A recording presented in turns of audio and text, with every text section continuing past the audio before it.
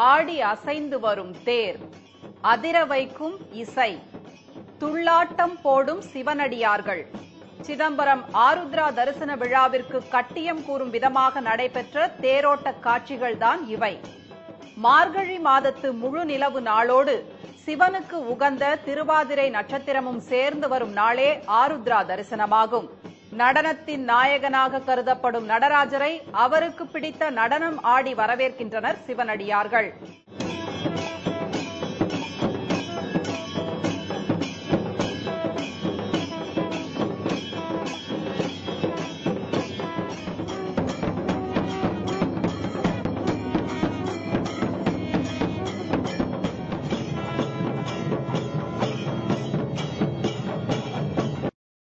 உலக இயக்கத்திற்கு ஆதாரமாக விளங்குவது இறைவனின் நடனம்தான் என்பது சிவபக்தர்களின் அசைக்க முடியாத நம்பிக்கை.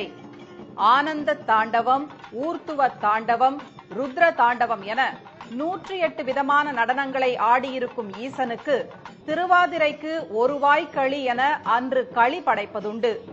அகம்பாவம் கொண்டு அறிவிழந்து நடப்போரை காலடியில் போட்டு மிதித்து களியாக்கி விடுவாராம் சிவன். ஆகாய தலமான சிதம்பரத்தில் திருவாதிரை அன்று ஆயிரங்கால் மண்டபத்தில் மனைவி சிவகாமியுடன் நடராஜர் ஆனந்த நடனமாடி வரும் காட்சியை காண அலை மோதுகிறது கூட்டம்.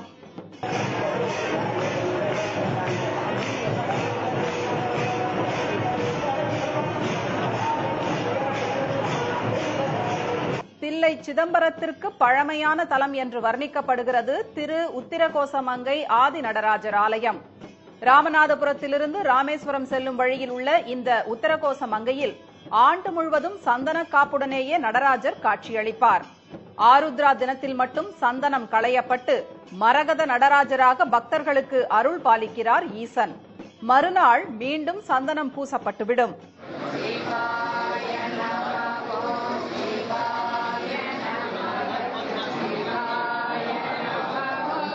சித்திர சபையான குற்றாலத்தில் நடராஜருக்கு பச்சை சாத்தி காண்பிக்கப்படும் தாண்டவ தீபாராதனை வேறு எந்த ஆலயத்திலும் கிடையாதாம்.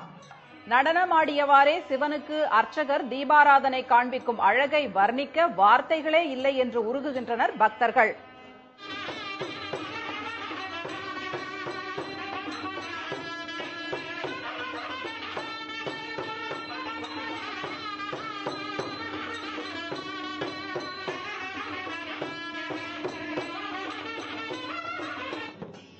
மார்கழி மாதத்தில் வரும் திருவாதிரை தினத்தன்று சிதம்பரம், மதுரை, நெல்லை, குற்றாலம், திருவாலங்காடு என சிவனின் 5 சபைகளில் ஏதாவது ஒன்றுக்கு செல்வது சிறப்பானதாம். நான் என்ற அகந்தை எழுந்துவிடக் கூடாது என்பதற்காகவே ஒரு காலை ஊன்றி மற்றொரு காலை தூக்கியபடியே நடனமாடுகிறாராம் நடராஜர். அழிவை உண்டாக்கும் தீய எண்ணங்களை அடக்கியாளவே அவர் கழுத்தில் பாம்பை அணிந்திருப்பதாகவும் கூறுகின்றன புராணங்கள். அகந்தையும் மமதையும் கூடாது என்று கடவுள்களே நினைக்கும் போது சாதாரண மனிதர்கள் எம்மாத்திரம்? சன் செய்திகளுக்காக ஒளிப்பதிவாளர் வெங்கட்டுடன் ரகோத்தமன்.